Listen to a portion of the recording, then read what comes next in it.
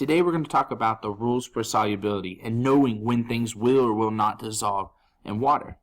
Now in chemistry we ask ourselves, how do we know when things will or will not dissolve? Well, lucky for you, chemists over the years have collected evidence of chemical reactions and they've created this chart as a result. And they've documented every time something does or does not dissolve. This chart can actually tell us, if you notice at the top, which compounds are soluble. And then at the bottom it tells us which compounds are insoluble. If you notice, anything with acetate, anything with ammonia, anything with nitrate, these things are always going to dissolve, no exceptions. Now if we look for bromides, chlorides, and iodides, and sulfates, they dissolve most of the time, but we do have common exceptions like silver, lead, mercury. Now on the bottom we notice that carbonates are almost always insoluble. Phosphates, chromates, the same thing. The exceptions, anytime we have ammonia, that's going to be an exception where it is soluble. And we notice at the top ammonia was already soluble, no exceptions. Also, if you notice, alkali metals are going to be an exception every time. Any element or any compound that has an alkali metal within it, remember the group 1 elements, those are always going to be soluble, no exceptions. For the rest of this video, we're going to show you how to use this chart to determine whether something is or isn't soluble. Now for this class, you do not have to memorize the chart, but you do have to know how to use it. Here are the steps that we're going to use to determine if something is soluble. Will it dissolve? First thing you want to do is look at the anion. Remember, the anion is the second part of the compound. And you're going to check the chart and find where it lies. If it's at the top half, we're going to call it soluble. If it's at the bottom half, it's going to be insoluble.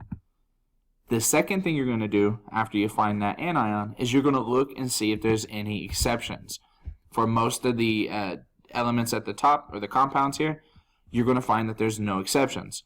For the ones at the bottom, the only exceptions we're going to typically have are ammonia and in the group 1 alkali metals, with the exception of OH and S down here with their extras.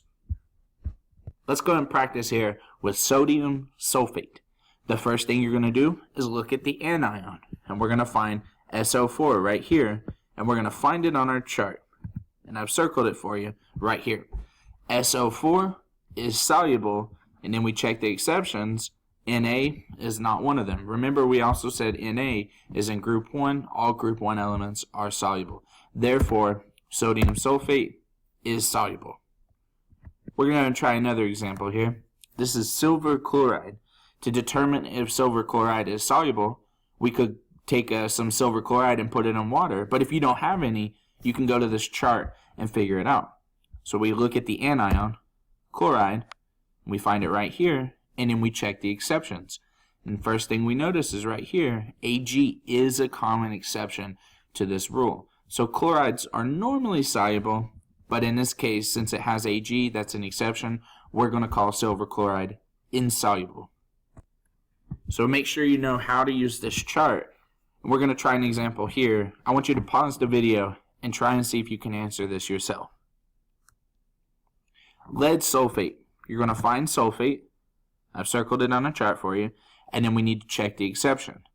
So sulfates are soluble except when we have lead. So for us, lead sulfate, insoluble. Go ahead and pause this one and try it yourself as well. Ammonium phosphate.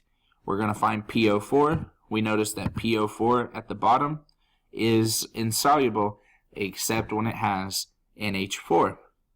So also at the top you could have seen that NH4 is always soluble, no exceptions. So for this one, we would call it soluble.